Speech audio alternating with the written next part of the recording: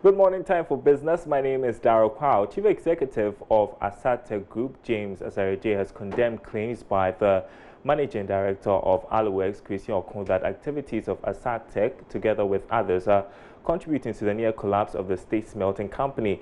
The ALUWORKS MD last week during a hearing at the Ghana International Trade Commission alleged the importation of cheap aluminum is creating unfair competition. However, Dr. ASARE has told Joy Business that the allegation is untrue. ALUWORKS. ALUWORKS actually does what we call semi-finished products by manufacturing circles and coils. So they sell the circles and coils. Okay.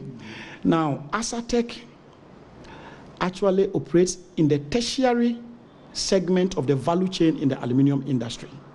So we take the circles and then the coils and turn them to finished products. So in the case of the circles, we do pots and pans. Now, with the coils, we use that one for roofing sheets. So there is no direct competition between ASARE and ALUWORKS. We have totally different customer profiles or customer base. So there's no way, and ASARE has never sold circles to any customer. Okay? Now, ASARE sells pots and pans, and the records are there. ASARE sells roofing sheets.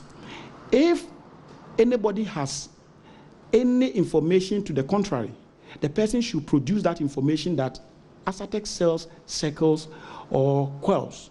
And ASARE has done that for this person or this individual. So it means even in these countries that he's mentioned, yes, are not directly competing. We are not directly competing because whereas ALUWORKS will be selling circles to customers in these countries, ASARE will only sell finished products of circles, which is pots and pans and roofing sheets. I mean, in the case of coils. So there's no competition. So I don't know how ASARE can undercut ALUWORKS in markets that we have no direct, competition at play now. Now, Executive Director of the African Center for International Trade and Development, Isaac Hubert Arthur, is advocating an oil governance system to reduce the negative impact of geopolitical tensions. He said a well-structured strategy will help Ghana and other oil producers in Africa avoid over-reliance on oil from international players who, by their actions, cause price increases. That's in as much as we are concerned about the global happenings and the things going around sectors like oil, which is very important to us, we also want to look at how we can mind our own business as a continent, as a country, and obviously, whatever happens in the global system, especially with the major players, U.S., Iraq, or Iran, they are major players in the oil sector.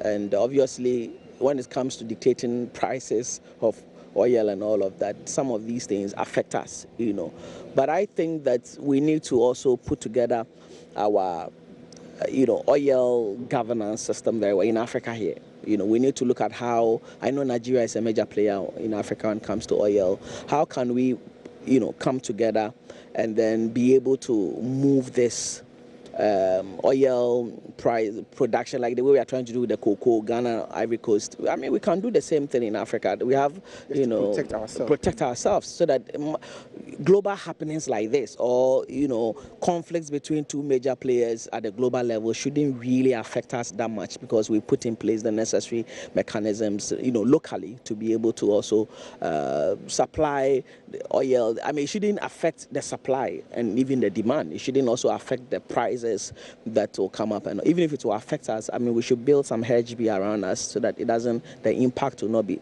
too much. So it's all about, regional integration and how our governments can come together to really see how they can manage, the whole issues, governance issues around oil in Africa.